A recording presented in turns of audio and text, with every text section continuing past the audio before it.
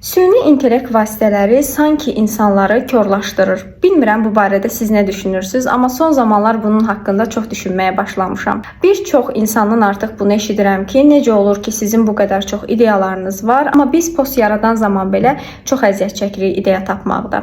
Bunun səbəbini artıq süni intellektdə görürəm, çünki insanlar özü düşünmək yerinə birbaşa süni intellektə qaçır və hazır cavab axtarmağa başlayır. Əslində süni intellekt vasitələri çox inkişaf edib və bizim vaxtımızı səmərəli istifadə etməyimizə çox kömək olur. Amma məsələ buradadır ki, biz ilk öncə öz beynimizin məhsulunu ona təqdim etməliyik və inkişaf etdirməsində süni intellektdən kömək istəməliyik. Mən bu formada düşünürəm.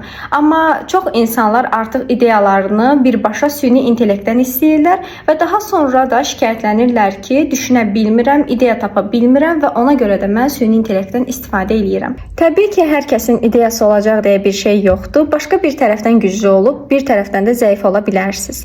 Amma düşünürəm ki, get-gedə həqiqətən də insan düşüncəsi çox zəifləyir. Siz bu barədə nə düşünürsünüz?